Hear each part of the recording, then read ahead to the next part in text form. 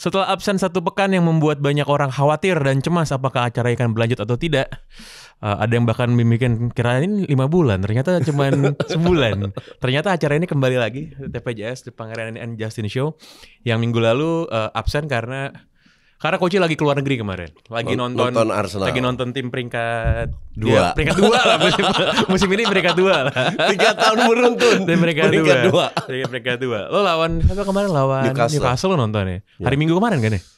Sabtu. Hari Minggu kan? Hari Minggu Newcastle. Gue berangkatnya Sabtu, oke. Sebelumnya? Lawan Milan. Lawan Milan juga. Paspor gue belum keluar.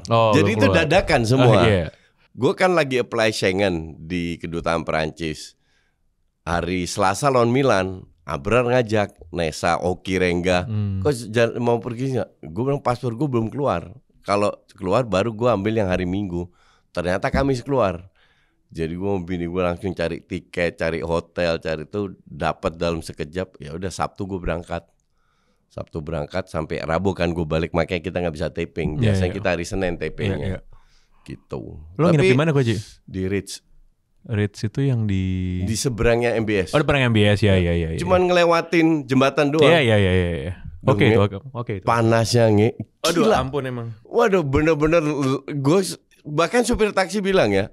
Dia bilang supir Grab situ, dia bilang, gue nggak ngerti juga, sebulan terakhir itu panas banget. Itu kayak gue meleleh. Gue sempet ke MBS balik, gue mau trade in laptop gue kan.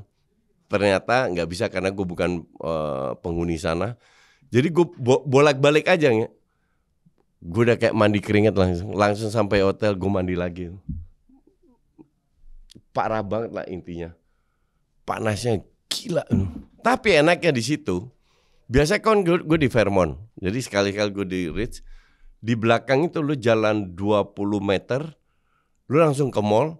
Dan itu lewat bawah nyambung ke Fairmont. Mallnya apa? Marina Walk. Oh oke, ya. Marina Walk terus kanannya. Marina Walk tuh yang modelnya kayak Wan Satrio gitu kan? Bukan ya? Yang ada banyak bukan ya? Enggak, itu di dalam. Iya, oh, iya. Di dalam tapi memang banyak restoran-restoran enggak jelas lah. Di sebelah kanan itu Millenia Walk. Nah, itu ada MRT. Jadi kayak MRT pun dekat.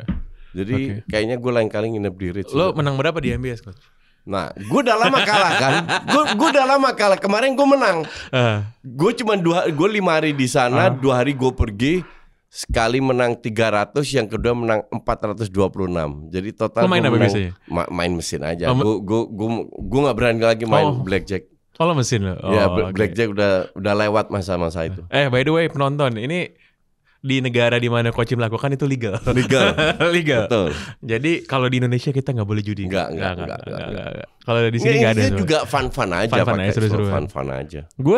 Gue nggak pernah ke MBS itu, ke kasino Koci. Serius lu? Nggak pernah gue. Tapi lu suka nggak? Gue akhirnya nyobain kemarin di Macau. Oh, di Macau. Gue pernah ke Macau juga. Iya, gue di Macau. Keluar masuk kasino itu. Iya. Dan gue nginep di Venetian kan. Iya. Itu kan yang paling gede banget kan. Gede banget. Dan itu kan isi orang mainland semua kan. Iya. Orang mainland semua. Gue nginep di 2 kali Venetian di Las Vegas. Oh iya, itu ini kan. Itu sense juga kan sama kayak MBS itu kan. Iya. Sama kayak MBS tuh. Jadi kamar paling gede itu gue juga baru tahu di Strip Las Vegas itu di Venetian. Itu satu kamar paling standar lah, 85 square. Gede banget, kamar mandinya segini. Serius, kamar mandinya segini. Itu paling gede. Terus 2 kali terakhir di Bellagio. Oh, Bellagio. Oh iya. Bellagio udah tua tapi tempatnya juga lebih sentral kan. Dan yang menarik kalau liatin orang di kasino itu sebenarnya bukan soal menang kalah kalau gue. Melihat psikologi manusia tuh lucu banget di situ ya. Seru banget Coach. Dan gue juga melihat gimana psikologi gue bermain juga di situ kali ya kan. Gue kan dulu kita bicara waktu gue di Belanda, gue masih hardcore mainnya, masih benar-benar blackjack, roulette. Akhirnya ini sekali-sekali blackjack. Kayak terakhir gue ke Vegas kan April ini, gue sekali-sekali main blackjack, gue kalah 3 ribuan terakhir. But anyway, 3.000 ini udah gue sisihkan dalam arti is okay, kalah nggak masalah. Tapi yang bikin gue seru itu ngelihat orang terutama di roulette. Pasang tak kalah semua disapu bersih. Lihat mimiknya orang itu seru banget kalau gue bilang. Kalau gue ada satu yang gue paling suka Coach. Kalau bahasa Cinanya itu sikbo, lo tau gak? Tahu. Yang dadu 3 biji. Dadu ya. Karena kenapa? Itu bukan buat loser itu. Bukan, kenapa? Karena ya sebenarnya sama kayak blackjack lah. Jadi kan ini adalah salah satu games di mana menurut gue statistik menangnya itu sebenarnya oddsnya lumayan favorable, 1/2 atau 1/3. Iya kan? Itu kan besar kecil kan? Besar kecil. Di atas ganjil 11, genap, di atas 11, besar di bawah. Ada beberapa inilah, ada beberapa. Kan? Biasanya orang main besar kecil kan? Big sama small. Terus ada yang 2 kali double atau apa ya? Enggak. Itu lu tahu yang main itu di Singapura. Itu TKI bukannya TKB. TKB. Orang pekerja dari Bangladesh itu main itu mainnya semua. Gitu. Ya, soalnya gampang dimengerti kan, soalnya kan. Dan kalau di kayak di US gitu ya, kalau orang-orang di jalanan gitu, orang-orang African American, itu mereka juga suka main yang mirip-mirip Coach.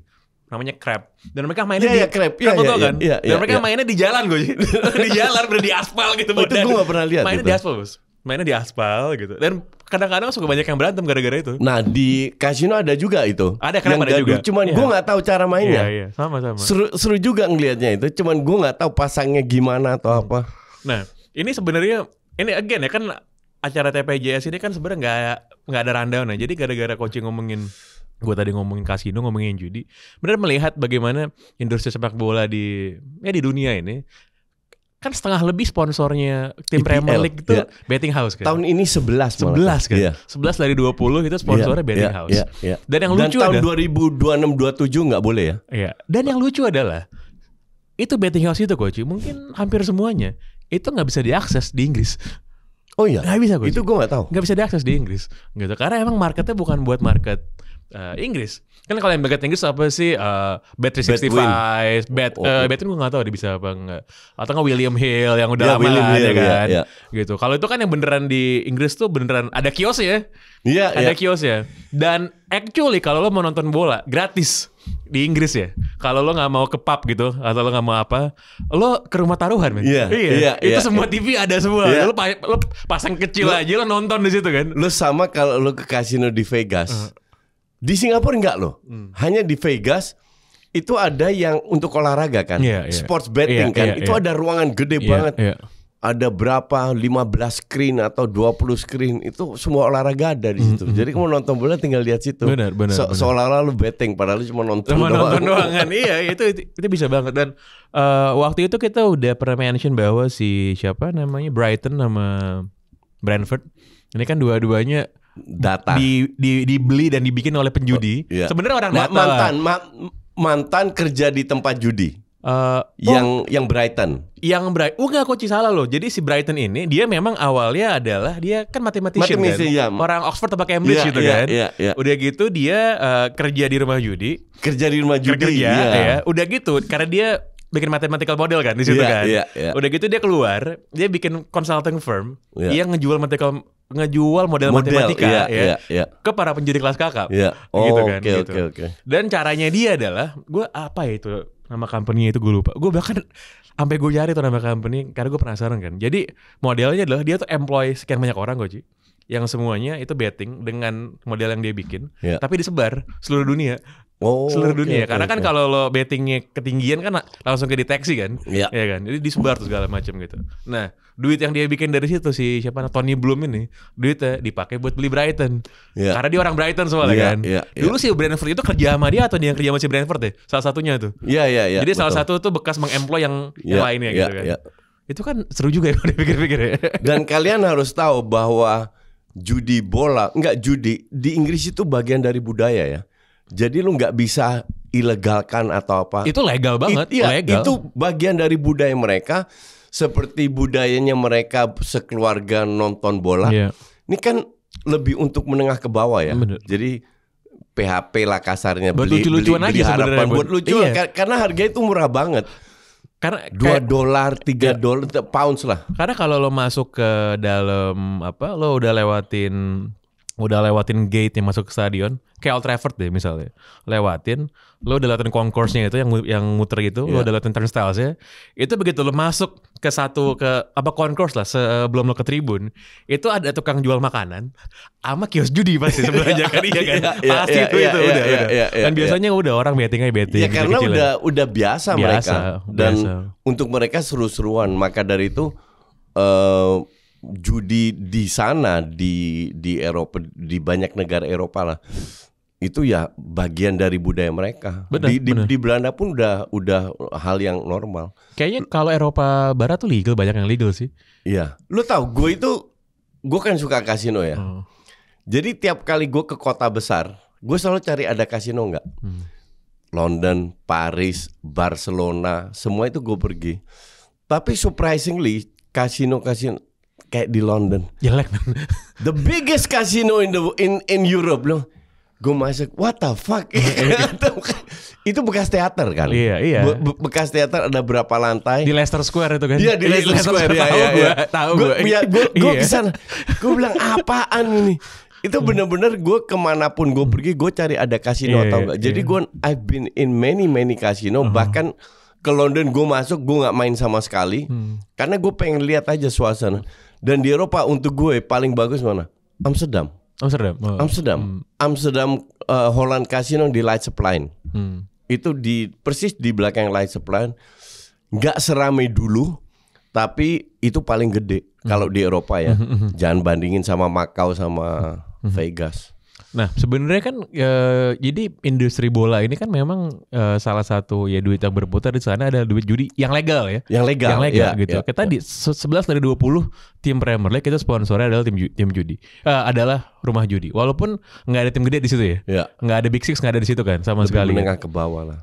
Spurs mungkin. Dulu Spurs pernah mention dulu. Iya kan? Iya pernah dulu mention. Sekarang gue nggak tahu Spurs apa. Sekarang AIA masih kan?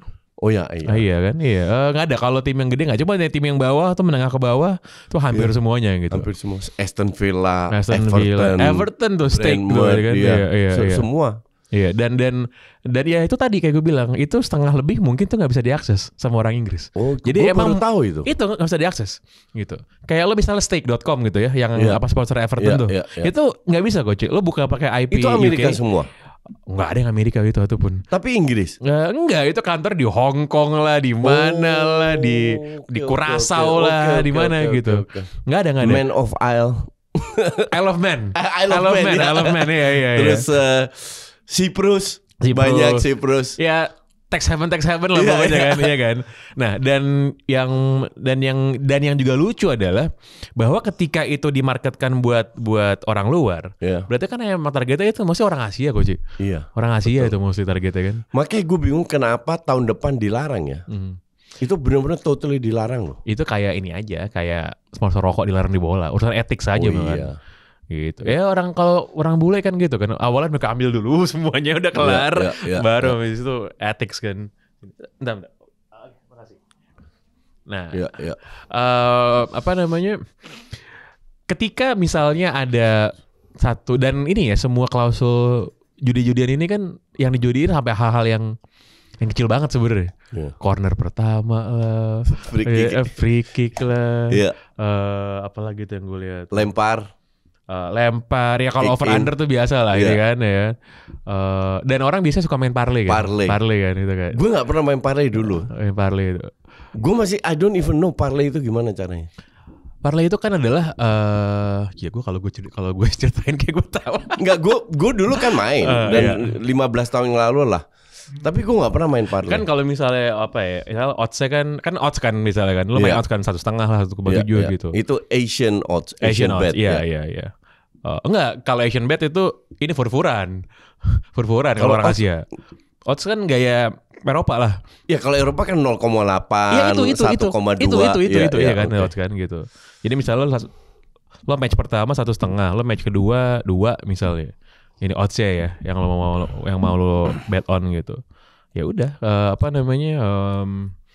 Kalau lo pasang 1,5 plus 2, kalau lo pasang dua-duanya dan harus lo menang bener dua-duanya ya. 1,5 tambah 2 bagi 2. Odds naik gitu, kira-kira gitu. Makanya kan kalau buat orang dengan modal kecil dia pasang dia parlay aja karena apa multipliersnya. Yang lucu adalah ini kalau dikaitkan sama investment Coach.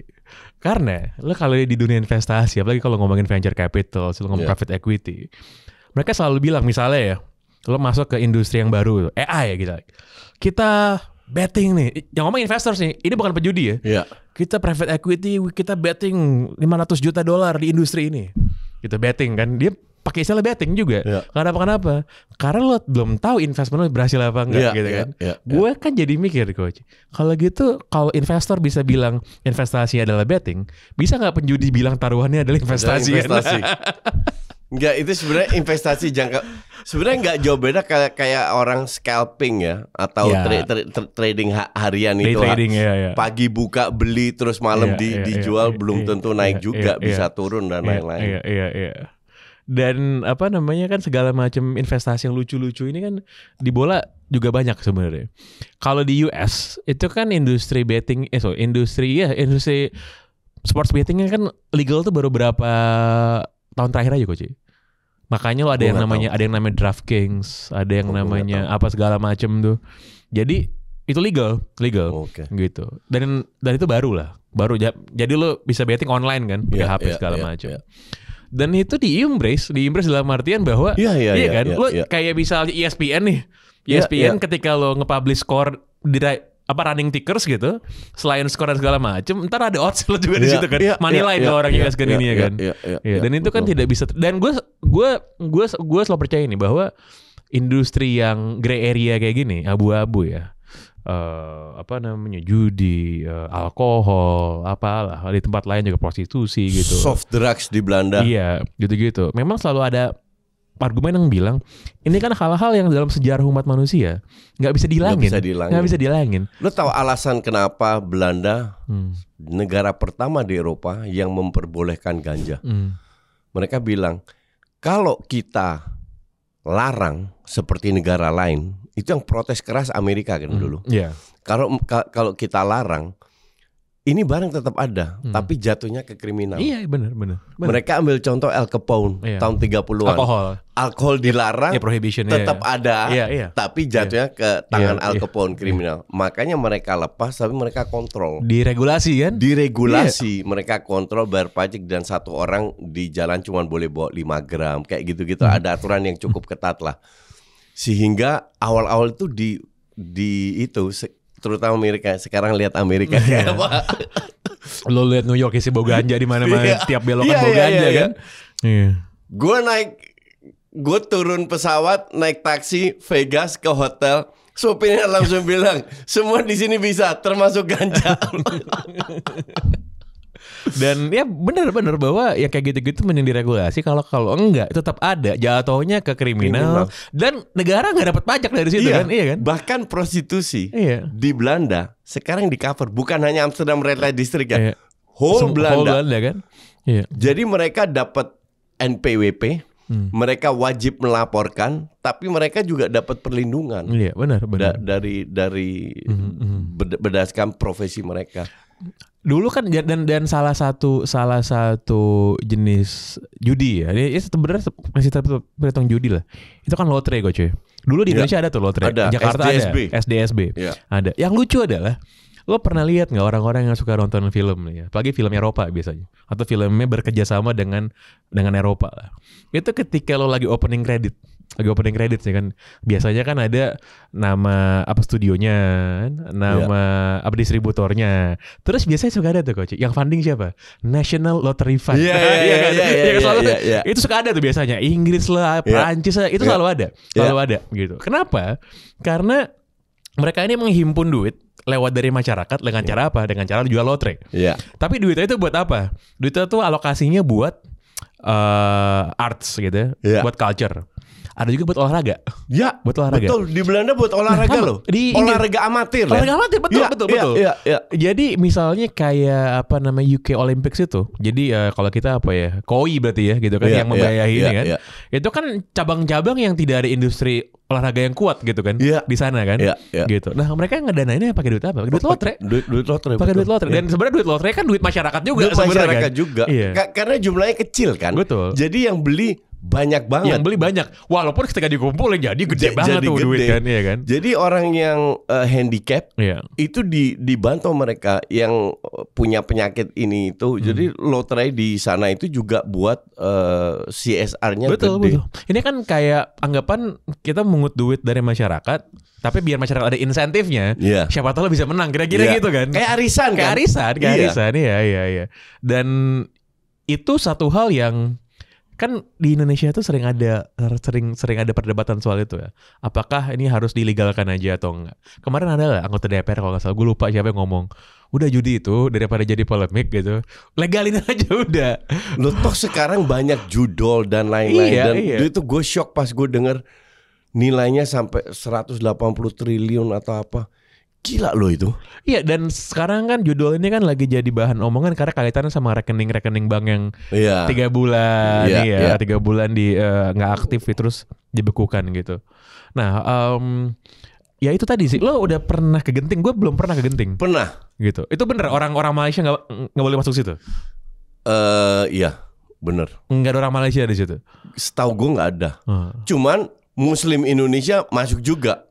Karena bukan orang Malaysia kan? Karena bukan orang Malaysia. Nah, that's the thing yang buat gue dari dulu pertama kali gue denger sampai sekarang tuh gue masih merasa ini lucu aja gitu. Bahwa Malaysia kan sebenarnya religious wise itu kan lebih konservatif dari Indonesia sebenarnya kan, iya kan? Tapi mereka bisa bilang nggak, kita bikin satu daerah bebas di Genting, agak jauh nih dari mana-mana kan, jauh dari mana-mana. Orang kita nggak boleh main ke sana, orang luar aja main ke sana, tapi mereka naruh duit di sana, duitnya kita ambil kan? Betul. Itu masuk ke dalam kas negara gitu. Orang Malaysia aja bisa mikir gitu. Tapi gue ke Genting itu long time ago, mungkin 20 tahun yang lalu. Itu nggak fun. Nggak fun ya? Karena untuk gue ke kasino itu harus fun. Jadi ada entertainnya, ada makan, dan itu kayak pasar, tau nggak?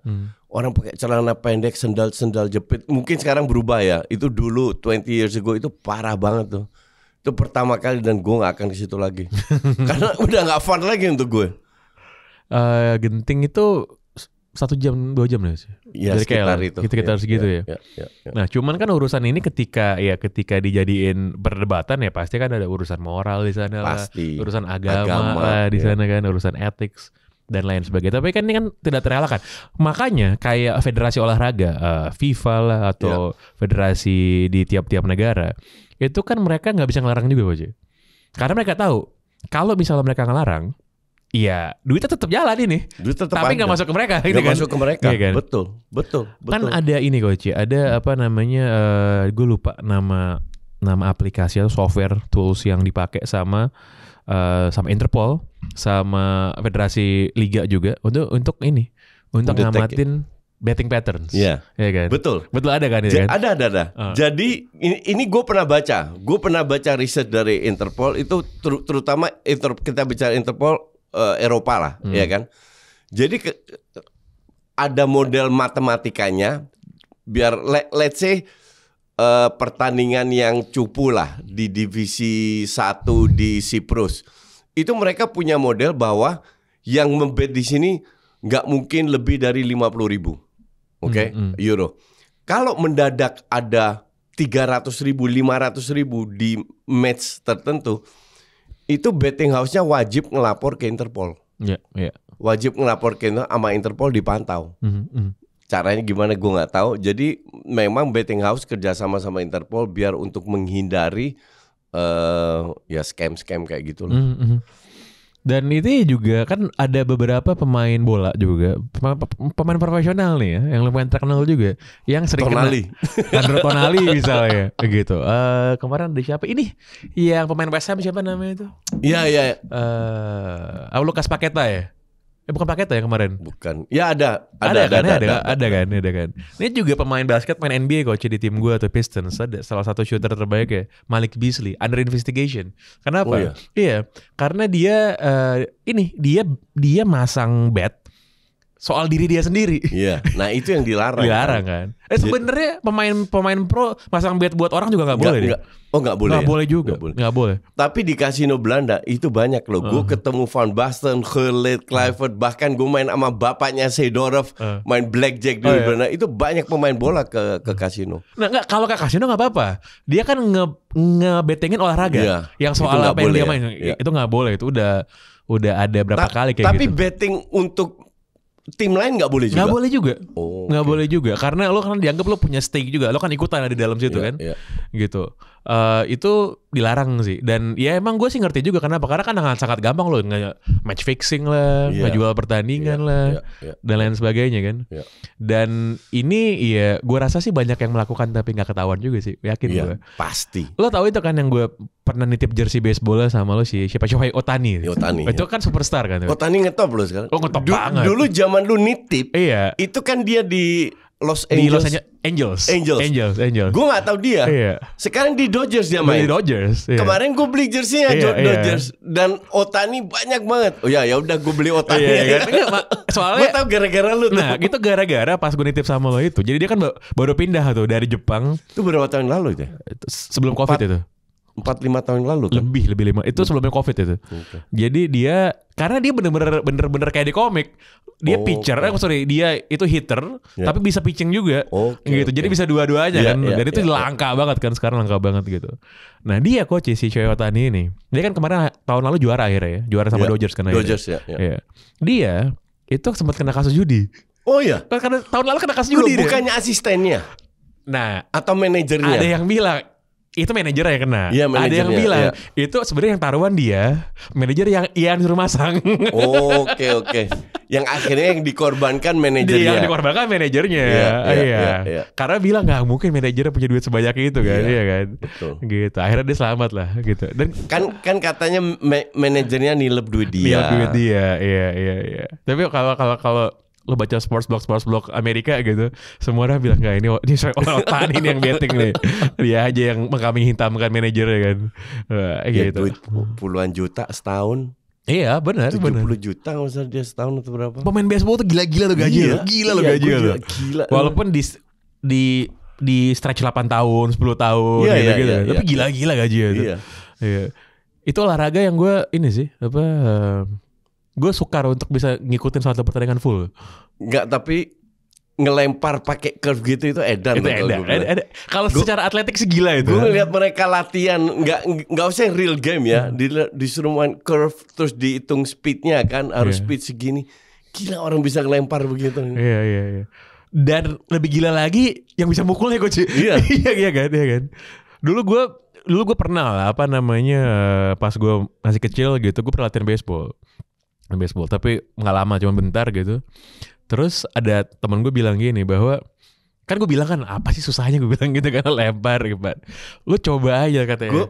Gue main baseball di SMP dulu. Main baseball di Belanda. Gitu kan. Temen gue pitcher ya coach, pitcher serius nih ya. Jadi udah lo coba aja, lo berdiri situ. Kalau lo bisa kenain pitch gue katanya, gue kasih duit katanya. Gue takut coach, karena boleh di depan muka kan, terus anjing gue. Iya bener. Ngeri tuh. Ngeri. Yang bener tuh lemparnya kenceng banget dan lewat depan muka lo soalnya kan. Iya.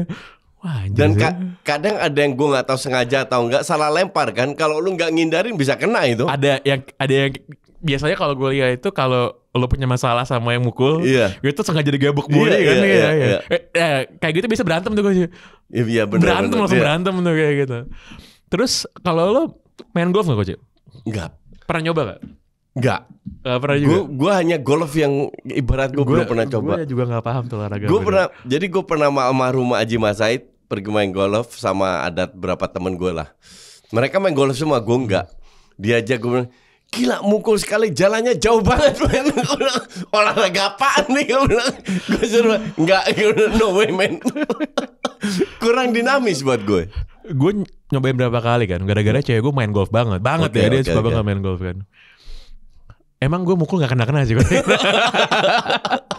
Cuman apa Lu di driving range gitu? Gue aja pernah gila coach, driving aja kagak bisa gue. Gue main di course gue. Gue kasihan sama Kedi atau keringetan kan. Kasihan aja kan. Enggak, gue golf enggak. Dan enggak akan juga. Gue masih penasaran sih. Gue pengen bisa mukul aja. Yeah. Gue akan suka sih enggak. Karena gue bilang, ya main golf melawan diri sendiri. Bullshit lah gue bilang. Lu sama kayak Ibnu Jamil. Kan dia maraton di mana-mana tuh. Dia bilang, gue dulu ada masanya di mana gue ikut lari di GBK. Tapi 5-8 kilometer gue udah boring. Gue tanya, kok lu bisa lari 42 kilo 195 meter dan berkali-kali? Dia jawab, ya tantangannya di lari maraton lu harus bisa melawan diri lu sendiri. Gue pikir, ngapain gue ngelawan diri gue sendiri? Gue justru pengen buat diri gue happy, bukan ngelawan diri gue sendiri. Makanya I stop running. Iya bener kan ya. Gue merasa kalau olahraga tuh harus ada lawan ya orang lain. Betul. Gue nggak mesti jago. Betul, gue setuju. At least lu bikin diri lu happy lah. Iya. Justru kalau kita disampaikan kita main bola bareng. Kalau gue kecapean, ya udah gue nggak mau maksa. Iya. Gue nggak mau ngelawan diri gue sendiri ngumpet. Yang ada gue tepar di lapangan. Iya. Bener. Jadi olahraga itu nggak make sense untuk gue ngelawan diri lu sendiri. Gue sampai mikir, gue bilang mainmu, ngapain gue ngelawan diri lu sendiri? Tapi running gue ya di bola doang. Iya bola basket. Ya kita kan main bola bareng. Jadi dan misalnya gue kita gitu. main padel bareng sekarang. Oh iya. Kita fun-fun aja. Iya. Terakhir gue main sama anak-anak yang ambisius, Ade, Semi, Iwan gitu. Tiba-tiba gue dapet 3 match beruntun. Fuck you lah gue bilang. 2 kali main kan gue udah capek. Gila ya lo. Yang ketiga enggak, lo gantiin gue aja. I'm not going to play 3. Kemarin karena cuma 7 orang yang di Milos itu, gue sempet dapet 3. Itu gue pulang capek banget men. Badan gue keringetan. Dan lo ngapain gue main. Sama kayak main padel juga, lo gak masih jago, tapi kan ada yang ngelawan orang lain kan. Iya. Mau orang lain itu lebih jago daripada lo, It's okay. Karena kenapa? Karena lo ngejadikan orang lain itu sebagai threshold lo kan. Iya. Oh gue harus ngelawan segini gitu kan. Iya kan. Gue main golf gue pikir udah gak kena karena mukul lawan diri sendiri. Gue bilang itu olahraga yang untuk gue nggak masuk otak gue. Lu ngelawan diri lu sendiri. Nggak make sense aja itu. Soalnya gini, awal-awal kan gue bilang, gue kan ditanya, lo main golf gak? Enggak, gue bilang. Ya udah lo coba aja, gue nggak suka. Lo tau dari mana lo suka? Kalau lo tau dari mana lo nggak suka? Kalau lo pernah coba kan, gue belilah tuh stick golf mahal kok harganya kan. Lo udah beli? Beli gue. Kan bukan bisa sewa di situ. Beli aja lah. Maksud gue beli aja kan. Gengsi, beli aja. Beli 1 set gitu. Dan gue baru tahu ya ternyata beli 1 set tuh murah. Lo kalau beli satu-satu, beli satu-satu yang bagus itu bisa hampir cepean kok harganya. Oh ya? Iya. Kalau 1 set ya berapa belas lah masih gitu kan. Udah gitu, gue beli. Udah gitu beli baju kan. Baju golf itu kan biasa. Enggak, cuma kan baju golf yang menurut gue atraktif lah. Menurut gue modelnya, cuttingnya, cowok cewek oke lah. Yang beda kan sepatunya. Iya. Ya menurut gue ini lucu-lucu lah. Kalau baju oke lah. Lucu-lucu lah, menurut lucu-lucu lah. Gue beli tuh baju kan. Belilah kan. Gue nyoba lah driving kan. Itu merasa gue susah banget. Enggak, gue untung. Dan gue kan gak bisa olahraga tangan juga. Lu masih main basket. Gue kan gak bisa basket. Dribbling gue bisa, tapi shoot I don't have the power. Tapi kan lu bisa main paddle pakai tangan. Oh iya. Paddle tenis karena gue main tenis kan. Itu masih yang raket bisa loh, raket bisa. Iya, raket bisa. Kalau suruh basket gue nggak bisa. Untuk gue shooting itu anjing jauh banget. Karena kan dari kecil udah kaki gue yang dilatih. Kan gue selalu main bola, futsal, bola gitu. Ini next time gue gue kemarin nemenin cewek gue driving. Bilang udah 2B aja lah gitu kan. Biar dia main sama coachnya, gue mukul-mukul gitu. Jadi kalau gue jelek gak apa-apa gitu kan. Jelek gak apa-apa. Duduk kan, gue lagi ngopi itu sebelum ini. Gue liat coachnya, driving coach, cetar jauh banget kan. Sumpah demi Tuhan coach, ya itu kagak sekalipun gue jadi mukul di situ kan. Biarin gue gak mau, gue bilang. Apalagi kalau lagi di driving course gitu ya, terus dia lagi rame, lu dapet di B gitu, kanan kiri lu jago kan. Cita, gue kayak ngepet gue. Gue pura-pura kerja aja main HP. Tapi lu masih main dong? Main apa? Golf. Nggak bisa gue coach main golf. Ya tapi masih coba dong. Masih mencoba, masih dengan sekuat tenaga lah gue mencoba. Cuma tergantung tadi. Begitu. Lu nggak bisa di mana? Di swingnya atau apa? Di swingnya. Karena itu susah. Badan gue tidak terbiasa. Susah banget. Gue pernah ditunjukin oleh coachnya cara untuk nge-swing yang bener. Sakit banget ini gue, punggung gue. Kayak dia bilang, wah ya lo emang tidak terbiasa katanya. Sakit. Apalagi yang gue paling sebel tuh nggak apa? Lo main nih. Dan biasanya pasti orang Jepang coach. Selalu orang Jepang coach. Orang Jepang suka banget main kakek gitu ya. Atau anak kecil gitu kan, kecil. Datang cuk. Lihat kanan kiri ceringuk. Terus driving jauh banget kan, gue enggak jadi ini gue.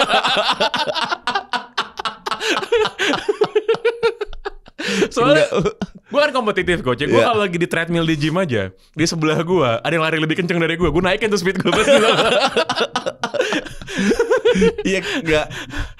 Gue juga kompetitif tapi dulu, sekarang beda kompetisinya.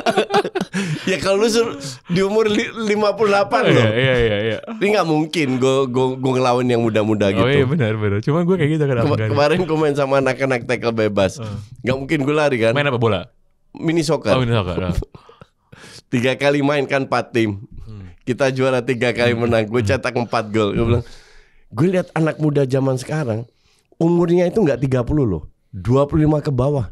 Staminanya hancur. Benar-benar hancur. 5 menit udah keluar. 5 menit keluar. Gue bilang. Apa kabar kita main bola bisa? Makanya gue bilang, anak-anak tanya, coach lu capek? Kagak, gue bilang. Gue main 3 match, 1 match 12 menit.